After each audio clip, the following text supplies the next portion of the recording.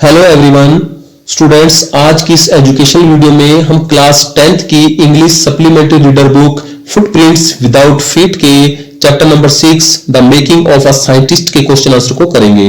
तो चलिए students question answer को स्टार्ट करते हैं। फर्स्ट क्वेश्चन है इसका, how did a book become a turning point in Richard Ebright's life. किस प्रकार से एक पुस्तक जो है, एक बुक जो है रिचर्ड इब्राइट के जीवन में महत्वपूर्ण बदलाव लाई। तो आंसर है इसका, a children's book called the Travels of Monarch X. एक चिल्ड्रन बुक थी जिसका नाम था the Travels of Monarch X, which was given to Richard Ebright by his mother, जो कि रिचर्ड इब्राइट को उसकी मां के द्वारा दी गई थी। Open the world of science for him, उसने उस पुस्तक ने रिचर्ड इब्राइट के लिए विज्ञान की दुनिया को खोल दिया था। यानी कि उस पुस्तक से उसको विज्ञान की दुनिया के बारे में बहुत ज्यादा जानकारी प्राप्त हुई। In this book It was told how monarch butterflies migrate to Central America। तो इस पुस्तक में बताया गया था कि किस प्रकार से जो मोनार्क बटरफ्लाई है, मोनार्क तितली है, वो मध्य अमेरिका में यानी कि सेंट्रल अमेरिका में माइग्रेट होती है, जाती है। किस प्रकार से वो सेंट्रल अमेरिका में जाती है, इस पुस्तक में इसके बारे में बताया गया था। नेक्स्ट क्वेश्चन है, how did his mother help him. किस प्रकार से उसकी मां ने उसकी मदद की, यानी कि रिचर्ड इब्राइट की मदर ने किस प्रकार से उसकी मदद की। तो इसका आंसर है, from the childhood Ebright was a curious nature. Curious nature में जिज्ञासु प्रवृत्ति का, यानी कि बचपन से इब्राइट जो थे वो बड़े ही जिज्ञासु प्रवृत्ति के थे। हर चीज को जानने की उनके मन में इच्छा रहती थी। विद अ ब्राइट माइंड, और उनका जो माइंड था बहुत ही तेज था, यानी कि बहुत तेज बुद्धि के थे वो। He was always eager, eager मतलब उत्सुक होना, टू लर्न समथिंग, वे हमेशा कुछ ना कुछ सीखने के लिए उत्सुक रहते थे। And his mother always encouraged his interest in learning, और जो सीखने के प्रति उनका इंटरेस्ट था, उस इंटरेस्ट को उनकी मां हमेशा क्या करती थी, प्रोत्साहित करती रहती थी, मोटिवेट करती थी उनको। She took him on trips, bought him telescopes, microscopes, cameras, mounting materials and other equipment and helped him in many other ways. तो उनकी मदर क्या करती थी, उनको घुमाने के लिए ले जाती थी। तो अलग अलग जगह पे घुमाने के कारण जो है उनका ब्रेन जो है वो डेवलप होता जाता था, और वो उसके लिए टेलीस्कोप खरीद के लाती थी, माइक्रोस्कोप, कैमरा, माउंटेनिंग मटेरियल और भी कई तरह के इक्विपमेंट उसको लाकर देती थी, और जो है उनके इंटरेस्ट को बढ़ावा देती थी। नेक्स्ट क्वेश्चन है, what lesson does Ebright learn when he does not win anything at a science fair. तो जब एक साइंस फेयर में इब्राइट ने कोई भी प्राइज नहीं जीता, कोई भी उनका प्लेस नहीं आया, तो इससे इब्राइट ने क्या सबक सीखा, क्या सीखने की उनको प्रेरणा मिली। तो आंसर है इसका, when Ebright did not win anything at a science fair, जब इब्राइट ने जो है साइंस फेयर में कोई भी प्लेस हासिल नहीं किया, कोई भी प्राइज नहीं जीता, ही रियलाइज, उन्होंने महसूस किया, that he could win the prize only by doing real experiments, not simply make a neat display. तो उन्होंने महसूस किया कि जो प्राइज है वो तभी उनको मिल सकता है जब वो कोई वास्तविक प्रयोग करे, ना कि कोई साफ सुथरा कोई डेमोन्स्ट्रेशन दे दिया, कोई डिस्प्ले कर दिया, तो उससे उनको प्राइज नहीं मिलने वाला, बल्कि कोई उनको रियल एक्सपेरिमेंट करने पड़ेंगे ताकि वो प्राइज जीत सके। नेक्स्ट क्वेश्चन है, what experiments and projects does he then undertake. तब उन्होंने कौन से एक्सपेरिमेंट्स और प्रोजेक्ट किए। तो इसका आंसर है, Ebright did many experiments and projects. Ebright ने बहुत सारे एक्सपेरिमेंट्स और प्रोजेक्ट किए। He tried to find the cause of a viral disease which kills a number of monarch caterpillars everywhere. तो उन्होंने एक वायरल जो डिजीज है, फैलने वाली जो संक्रामक बीमारी है, उसके बारे में, उसके कारण को जानने के बारे में प्रयास किया, जिसके कारण जो है प्रत्येक वर्ष मोनार्क जो कैटरपिलर्स थे बहुत बड़ी संख्या में मर जाते थे।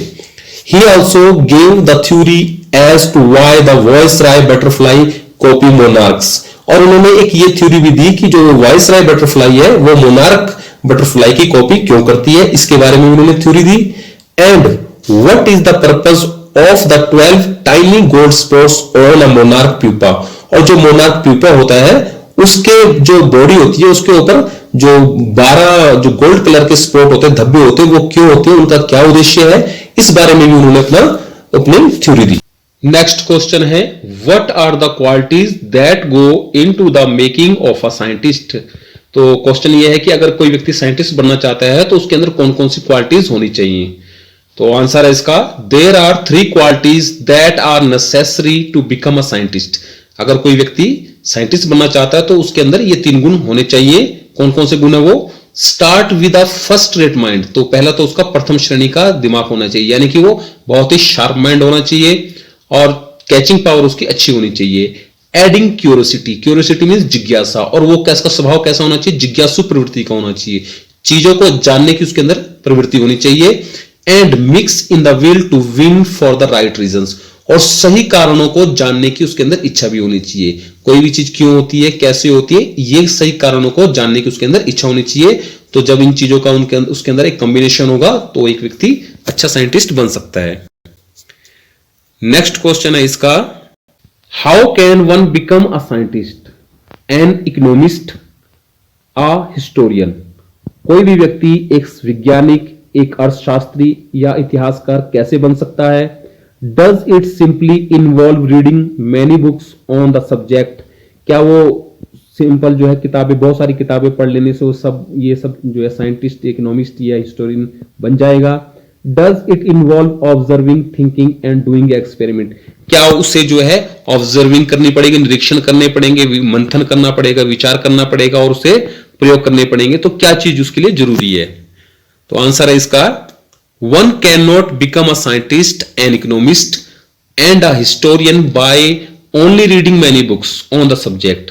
तो आंसर है इसका कि कोई भी व्यक्ति जो है सिर्फ किताब पढ़ने से, बहुत सारी किताब पढ़ने से, किसी सब्जेक्ट की अगर वो बहुत सारी किताबें पढ़ लेता है तो उससे ही केवल वो वैज्ञानिक, अर्थशास्त्री या इतिहासकार नहीं बन पाएगा।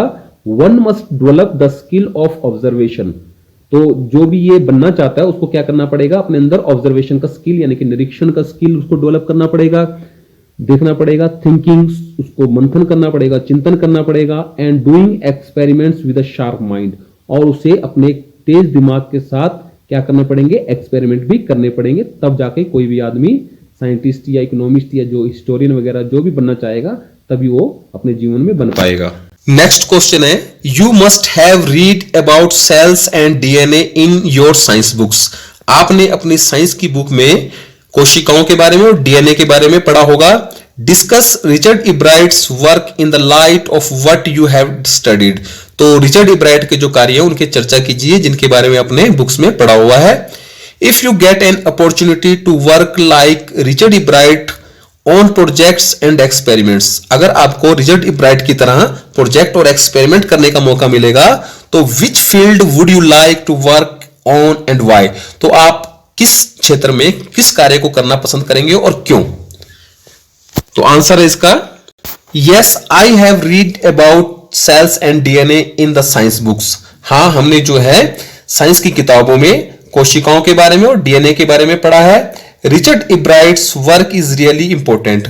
रिचर्ड इब्राइट ने जो अपने कार्य किया है, जो जिस क्षेत्र में कार्य किया है वो महत्वपूर्ण है, वास्तव में महत्वपूर्ण है। If I get an opportunity to work like Richard Ebright, अगर मुझे रिचर्ड इब्राइट की तरह काम करने का मौका मिलेगा, I would choose to study about diseases to serve humanity. तो अगर मुझे रिचर्ड इब्राइट की तरह कार्य करने का मौका मिलेगा, प्रोजेक्ट करने का मौका मिलेगा, तो मैं बीमारियों के बारे में अध्ययन करना चाहूंगा ताकि जो है मैं मानवता की सेवा कर सकूं। तो स्टूडेंट्स, इसी के साथ इस चैप्टर के क्वेश्चन आंसर हमारे कंप्लीट होते हैं। तो अभी तक अगर आपने हमारे इस चैनल को सब्सक्राइब नहीं किया है तो सब्सक्राइब कर लीजिए, वीडियो को लाइक कीजिए, दोस्तों के साथ अधिक से अधिक शेयर कीजिए। Thank you.